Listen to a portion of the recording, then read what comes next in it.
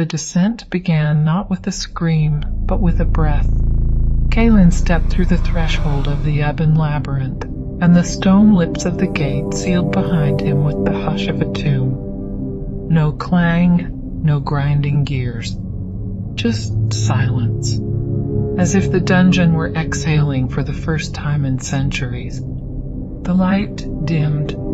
What glow remained came from veins of green crystal lining the corridor walls, pulsing faintly like a heartbeat slowed to hibernation. The air was damp and heavy, tasting of rust and root.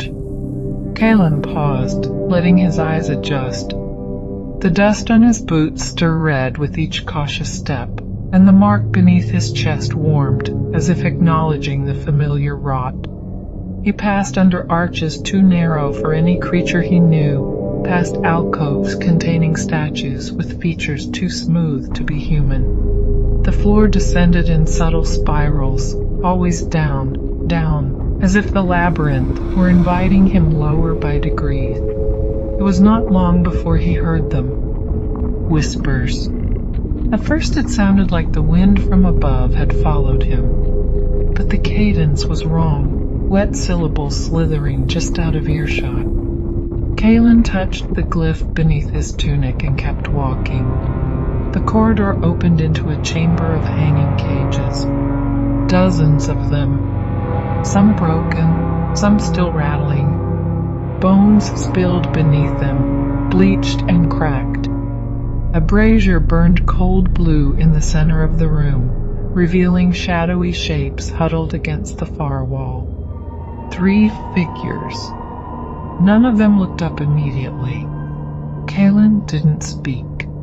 The first one to notice him was a lean, sharp-eyed woman cleaning blood from a hooked spear. She wore bone plate armor and a torn sigil cloak.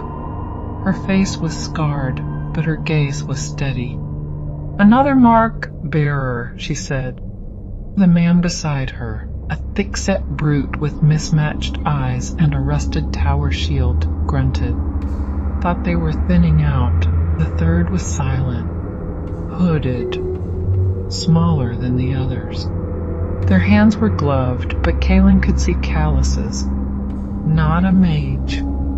A knife wielder, perhaps. "I'm not here to join a company," Caelan said. The woman laughed.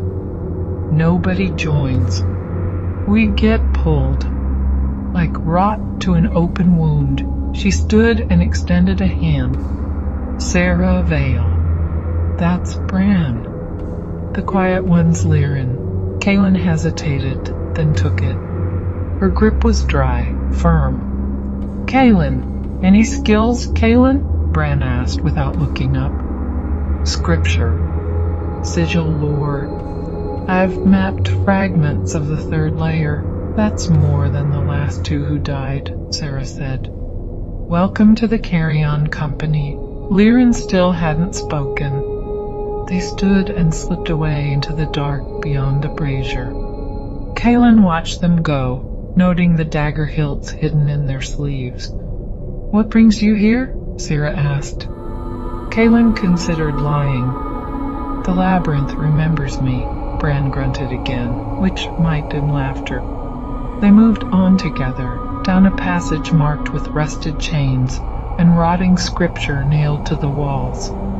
The deeper they went, the more the walls bled moisture, and the more Caelan's mark itched.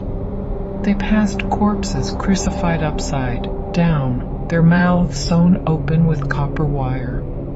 None of them smelled. Too old, or too well preserved. "First floor's testing us," Sera muttered. "It wants to see who cracks first." "The cages?" Caelan asked. "The bait. Most come in alone. Hear whispers. They think it's guidance, and it's not." Brann stopped. "It's the dungeon playing with its food." Then they heard the dragging. Sera dropped to a crouch. Brann raised his shield. Caelan followed their lead. The sound came from a side tunnel, a wet, dragging limp, and something metal scraping stone. It emerged slowly, a once human figure bloated with rot.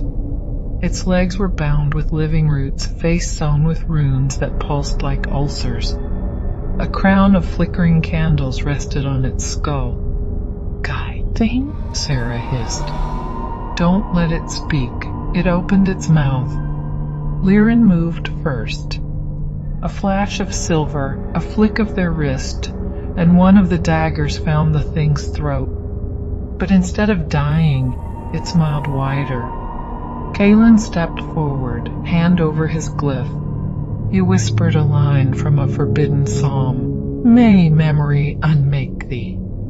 The runes on the creature's body dimmed, and it collapsed into ash and wax.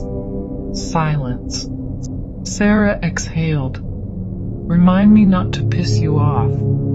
They burned what remained. As the ash scattered, the walls of the passage seemed to shift, growing smoother, colder. "The dungeon saw that," Brann said. Caelan didn't reply. He could feel it too. The labyrinth was watching and remembering.